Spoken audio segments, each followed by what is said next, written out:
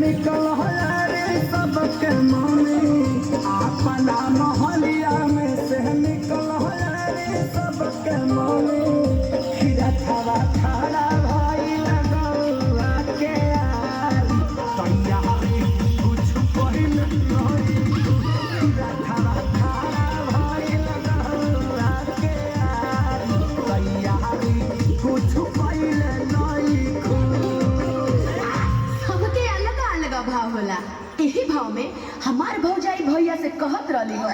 ए राजा जी तो भैया कहलन है कि का हो तो देखी ना कितना भाव में और कितना प्यार से कहत रही कि पूजा के कला तैयारी आई गईली हो देव के दुलारी आई पूजा के कला तैयारी आई गईली हो देव के दुलारी बेल कम करो बेल कम करो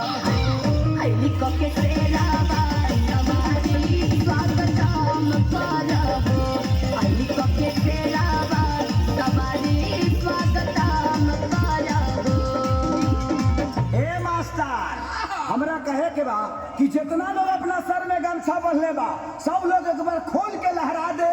और तनी बता दे कि मैया रानी कौना चीज पर झूला झूलेली कौना चीज पर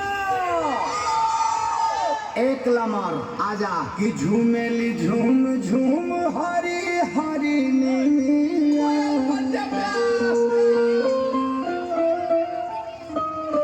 अरे जिया ब्याह झूमेली झूम झूम हरी हरी नीली ताही पया गईले सात बहले पहला पुरुआ झूमेला पतैया पहला पुरुआ झूमेला पतैया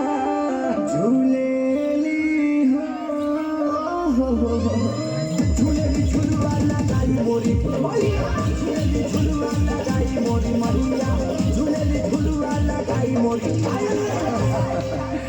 एगो बात बताओ ओ बड़ा से बोलो तारी पूजा पाठ में जानतो बारू जे का लागेला हां नहीं के जानती सब जानता ने दिया ढक्कन गाई ए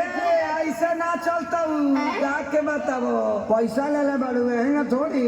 गा सुनी होई दिया लगी ए पिया दिया लगी औरी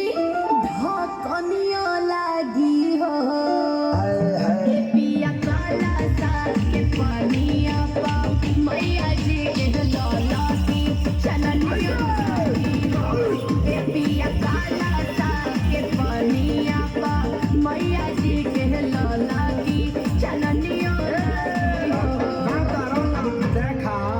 ज्ञान तो तारा ढेरे कुछ बा बढ़ले बा। लेकिन पहले के पूजा में आजकल के पूजा में बड़ा अंतर हो गइल बा हाँ। पहले के लोग पूजा करे मंदिर जाता लो लेकिन आजकल के लड़की मंदिर के गेट पर सैंडल पहन के कहते से हेलो दुर्गा माँ